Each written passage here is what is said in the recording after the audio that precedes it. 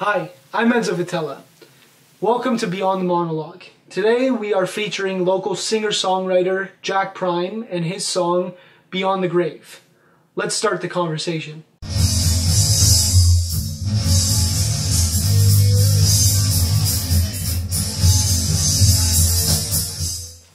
So we are here today with Jack Prime, who is about to perform a song for us called Beyond the Grave.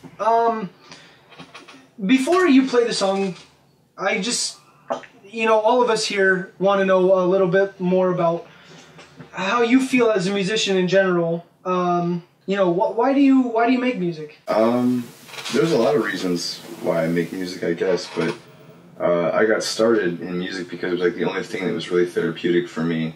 When I was a teenager in the 90s with the grunge scene and everything like that. But it's stuck with me because it's a pure and perfect expression, I think, of any kind of ideas, emotions, thoughts. It's the fastest way to get things across and kind of like communicate with the room. It's kind of magical. How do you feel about the art, and how do you feel about how it reaches your audience as art and as entertainment even? I've been playing music in different bands, different scenarios for a long time. The stuff that I'm doing now and that I'm going to be doing for you today is more like my solo acoustic type of thing. As far as audience response goes, there's definitely a lot more feedback with that type of music as opposed to like a big live setting where you're like really playing out there. And like I played in rock bands and stuff, I tend to get lost in the music, and it's more about the performance for yourself versus an intimate setting like this. You're really more about speaking to the people. I would think in a rock band it would be so much more about who's out there, and when you're on set by yourself it'd be so much more about you, centered on yourself up there, you know what I mean? I think that when you're in like a big rock band, or even when you go to like a big rock concert, it's not just the artist on stage, but everybody's kind of in their own world. And it's like, in a way, like there's a sort of spiritual aspect to that because everybody like tunes into the same wave together. But when you got like an acoustic performance, it's almost more like, I would imagine, stand-up comedy. I think that's something that you've probably done more of. Yeah. Where you can really see people's faces and gauge more of a sort of intellectual reaction to what they're saying, like how they're really like taking it in their minds and not just an emotional vibe, whereas like to rock, it's really just about like everybody kind of getting off at the same time. That's really interesting. Again, that I wasn't expecting that. Let's talk about a little bit of that feedback that you get from your audience.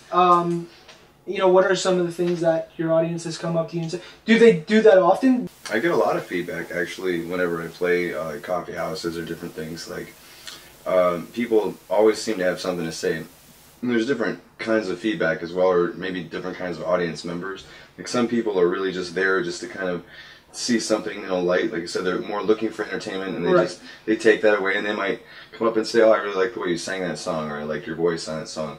But some people, like, they do engage, and I've had a lot of times when I play shows, people will come up to me afterward and say a certain lyric hit them a certain way, or like talk about like certain dynamics of the music, and it's sometimes it's surprising, people you wouldn't expect, how the way that they can take things. And I'm assuming as an artist that's really important to you to hear that even a certain line that you wrote affected them in a certain way.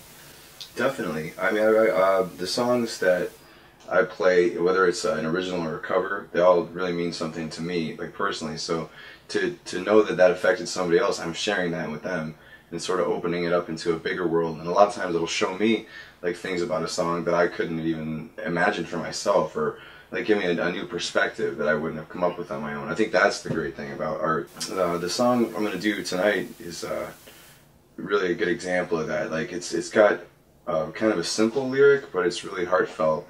And it's really like meant to be like a sort of like redemption song. Like Beyond the Grave is not just like beyond like a spiritual or religious sense. It's like going beyond the melancholy or like the buzz of everyday life, and like reaching into yourself to find like sort of a more natural groove. This song is from your EP. What's the EP called? I don't know. Oh yeah, the EP is also called Beyond the Grave. Okay. It's just gonna be 4 songs on there, available for digital download for free, and then it'll be sold in CDs and vinyl 7 Where inches. Can people find the digital download? The digital download will be available at a number of places from my Facebook, most specifically. We can get up on your site, I believe. And I will have my own website and different things like that, but I'm a little bit early in the game for that just yet. There's 4 tracks on the EP, correct? That's correct. Are the rest of the tracks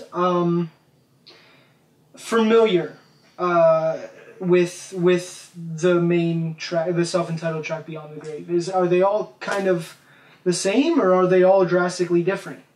They're not. They're definitely in the same style, like a sort of like folky Americana, like real like light, like that kind of vibe. But I did take a certain notice to make sure that the keys flow together. That the 4 songs they all sound like they belong on the same little album. And an EP to me is like a mini album where you get to say certain things in a short burst, sort of like a short film or a short story. When you're writing these songs, I know a lot of writers for not necessarily music, but novelists and stuff like that. They find that the characters almost write themselves. Do you find that the music affects you and makes you write it, or do you affect the music and you take complete control? That's actually a pretty fine line a lot of the time, to be honest with you. Sometimes I'll get a melody stuck in my head, and it'll haunt me, and I'll have to flesh it out, you know what I mean? Sometimes I might have a theme that I was already thinking about working on, or certain lyrics that came from a poem or something like that, and these melodies will pop in my head, and suddenly it'll just make sense. But then there's always like the work of actually sitting and fleshing it out. And you were talking about like characters writing themselves. Like in my music, certain melodies or phrases, even lyrical phrases, can almost act as those characters that just kind of pop out of nowhere. And sometimes like a lyrical phrase, like Beyond the Grave, for example, the lyrics in the chorus like just kind of popped into my head one day when I was working in the back of a bowling alley, and the rest of the song like just developed out of that when I got to my guitar. Before you perform the song, can you just tell us a little bit about it? Let us be familiar with it before we get to hear it. Okay. Well, kids, Beyond the Grave is a little folky American song that is meant to return you to your native roots and help you shine through the mundanity and discover that there might be more to your character and the character of those around you than you may have thought. I hope you enjoy it. Well, Jack, thank you so much for being with us. Thank you for having me.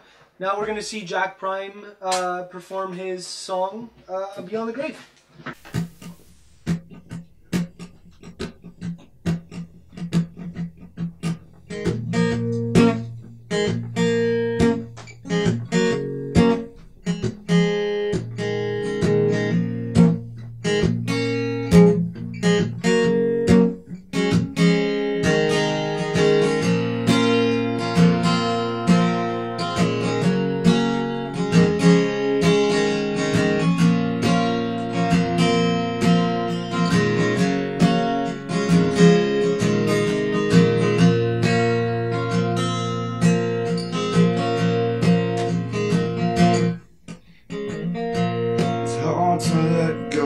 Yesterday, well, it hurts today.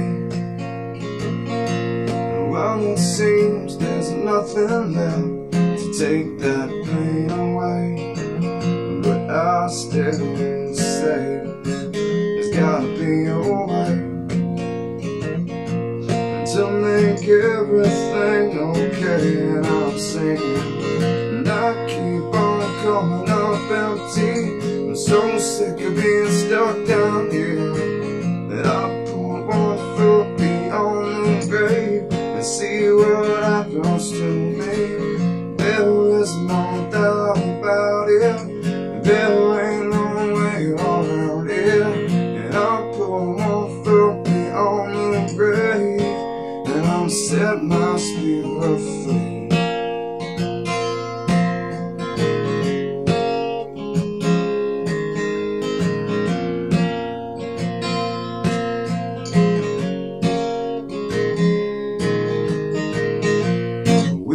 Not the things we've done in our past, but when we don't out to the things that we've been through, as we are so much more than what we've been told. Too many.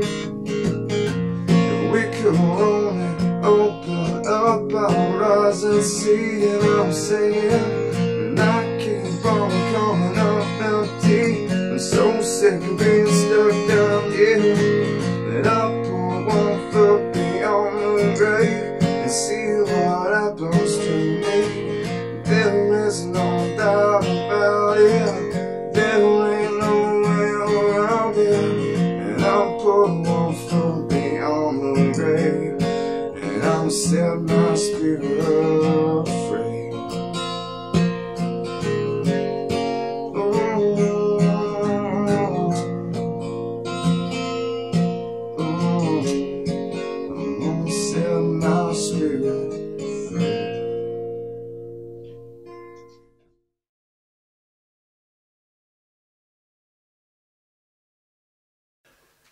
Hi everyone, my name is Enzo Vitella, and Clayton Hill Productions is about to make a show called We're Not About to Make a Show, because we just filmed the first fucking episode. Snap me!